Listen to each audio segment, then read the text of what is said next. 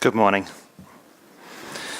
I went for a run this morning, very dramatic skies, and I had the thought, what if this is already heaven on earth? What if we don't need to fix it? What if our job is to shift our consciousness, shift our perception so that we could recognize the truth and then let the magic unfold? So I'd like everyone just to take one deep breath together. That was for me. I needed that. Okay. How many people took the values assessment that we did for this event? Thank you, everybody. You'll see the results in a little while.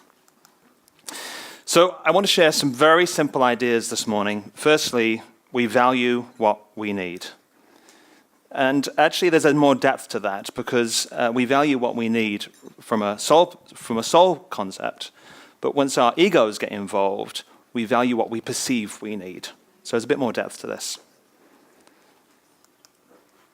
The second point is that values and culture can be measured. Many people think it can't, and it can, and I'll show you how we do that. And the third thing is that transformation happens when people talk and work together. This is a real photograph taken in Iceland with the community figuring out their future based on the values. So let me go back in the story here. In the summer of 2008, we were asked to measure the values, culture, and consciousness of Iceland. And these are the results. On the left-hand side, these are the personal values of the people of Iceland. In the middle, this is how people experience their life conditions at the moment, the values and behaviors that reflect how Iceland was operating in the summer of 2008. The red words with the white dots are what are called potentially limiting values. They're based on fear. And the picture on the right-hand side is the desired culture. What do people want for their country? And my colleague, Richard Barrett, was on Icelandic TV presenting these results. And the interviewer said, what's your big message? How would you characterize this? And he said, if Iceland were a corporation, I'd say you're going bankrupt about now. And 2 weeks later, of course, Iceland went bankrupt. Now, the good thing is that's not the end of the story.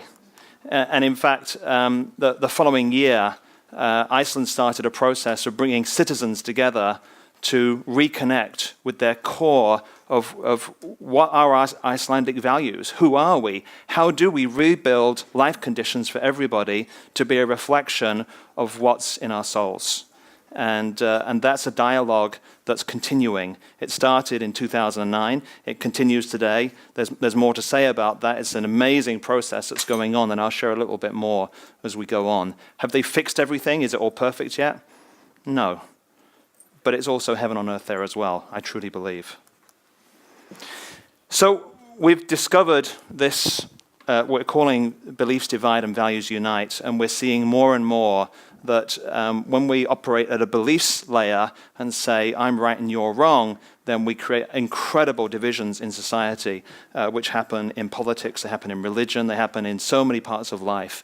And yet we've discovered something. So I want to show you a picture of what is currently the biggest battle in politics in the world, and I want to show you the personal values of the two groups.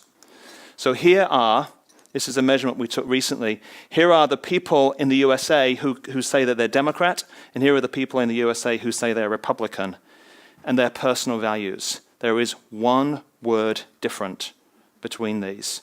So for the Democrats, they have the word compassion. For the Republicans, they have the word integrity. What the hell are these people fighting about? So if we can get beyond the belief layer and move down to a values layer and find out what connects us, we can shift our society much faster. And that requires us to shift beyond ego fears and shift into soul consciousness. So how many people have heard of the guy at the left, Abraham Maslow? Okay, you've just reduced the presentation by 45 minutes, which is very useful because I don't have it. So the guy on the right, Richard Barrett, I work with, and he's developed beyond Maslow's work and has blended together Maslow's hierarchy of needs with the Vedas from the Indian tradition and blended Eastern and Western work. And we can take this into corporations and governments and communities and schools, and they get it. And it's helping to create new dialogue. And so I don't have time to really talk a lot about the model, but this is the underlying model. Levels 1, 2, and 3 are about self-interest. You can see on the right-hand side there. And levels 5, 6, and 7 are around common good. If I were to put that in other words, the levels 1, 2, and 3 are around the evolution of the ego. And there's a healthy side to this, like eating healthily at level 1 and taking a massage once a month and looking after so it's my positive self-interest. Level 4 is the level of transformation, where we ask deep questions about who we are and how we want to be together. So that's the courage to challenge the status quo. So let me make this real by showing you 2 real organizations. These are both organizations in the finance sector. They both have similar number of employees, similar size asset portfolio, and working under exactly the same market conditions. So we asked the employees in organization A, select the values and behaviors that most reflect how your organization currently operates. And they said the number 1 value is client satisfaction, and then making a difference, and then integrity, and then teamwork. Now, all I need to tell you about this picture at the moment is that each value word gets a dot on the chart, so you can see the numbers there. Financial stability is a survival value. When you have a spread of dots across all the levels, we call that full spectrum consciousness. We're taking care of everything that's necessary to look after our own needs and be of service to others. So this is one organization. Then we ask the employees in organization B, select the values and behaviors that most reflect how your organization currently operates, and this is what they said. And this is a real result. These are both real organizations. I'm not going to tell you who they are, but on the right, so you can see the number 1 value in this organization was blame, short-term focus, internal competition. Now, I think about this as like the Monday morning duvet test. Which organization do you want to jump out of bed and say, yes, I'm going to work? And the other one, it's like, oh no. And in fact, what we know is that 2 white dots in a current culture is already enough to show us that there's energy undermining the ability to have engaged employees, happy customers, and delivering on whatever the mission and vision is. This many white dots in a culture, we know that organizations have many more people who are both physically and mentally sick. There's a direct correlation between organizational culture and the health of employees or the health of citizens, whatever the entity is. There's another number in here which we call cultural entropy. Now, entropy is a scientific term meaning the degree of decay, dysfunction, destruction within a system. And we can measure that by counting the total number of limiting values within the survey. On the left-hand side, 8% entropy is really healthy. It's like a little bit of unhappiness that actually is healthy to have a bit of, oh, we could make this even better. On the right-hand side, 57%. What that means is, in an organizational standpoint, they're destroying 57% of the value that's available and destroying 57% of the kind of experience that could be there for happiness of human beings.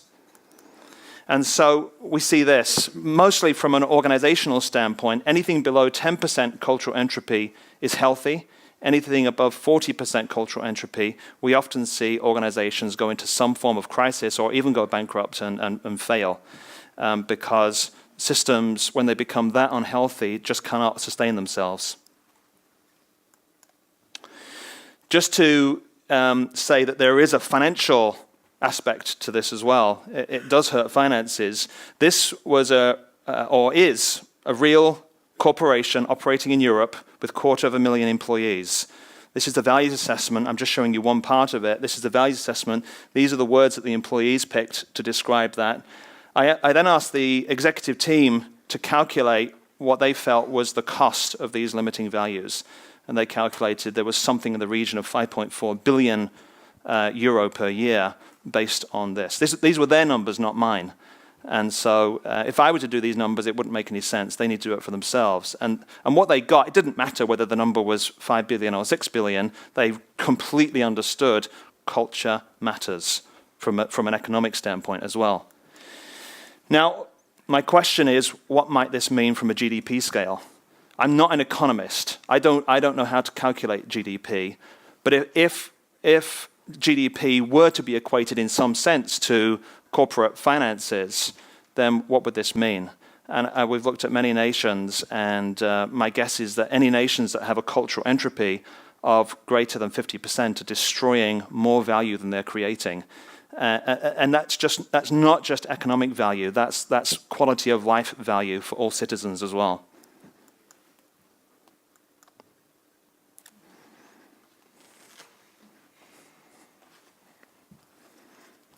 Okay, I'm going to tell you a short story. It's a short story about a group of people, and please close your eyes if you haven't already.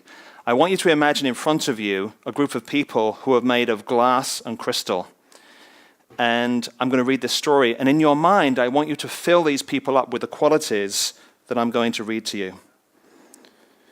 These are people that prioritize time with family and friends.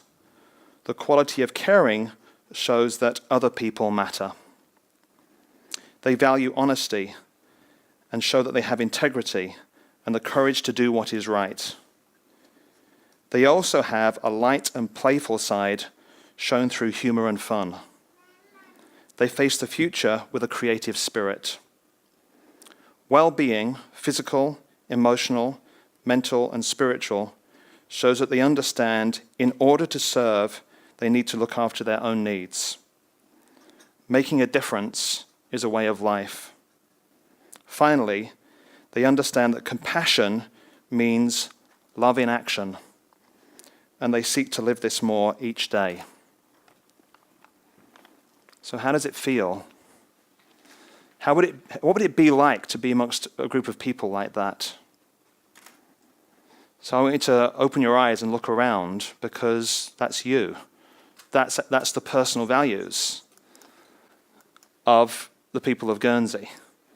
All these words here I just made into a little story, but that's who you are. Deep down in your hearts, that's who you are. What a beautiful picture. What a beautiful set of words. And then we have this picture that on the desire culture, what you desire to be. I want to say, these words down the side, this is a random sample. This is not a statistically valid result. So I want to be clear about that. But it's all the people that are here. And so I see, in order, the number one value is concern for future generations, government effectiveness, affordable housing. So these are the desires. This is what people would desire for Guernsey to be a happier and healthier place. And then we ask the question, select the values that reflect how your nation, how Guernsey currently operates. And this is the picture we saw. So there are some challenges in here. But when I look at this, this is the point at which my opinion doesn't matter. I don't live here. But I'm going to offer my opinion anyway, because I see many assessments like this. What I'm seeing is some challenges in here, but underpinning it is sense of community pride, and quality of life. And so for me, this feels much more like an existential crisis, a questioning of who we are and who we choose to become, rather than a crisis of society. And let me so this is Guernsey, this is the current culture of Guernsey, and I compare that to the UK in 2012, and we see values in there like crime, violence, corruption, blame, media influence, drugs, alcohol, apathy. So these are the different things that are in there, and actually I do sense that there's a deeper systemic problem in some nations than in others. And so, yes, there are challenges in Guernsey, but as I said, I feel it's more existential rather than systemic. Am I making sense?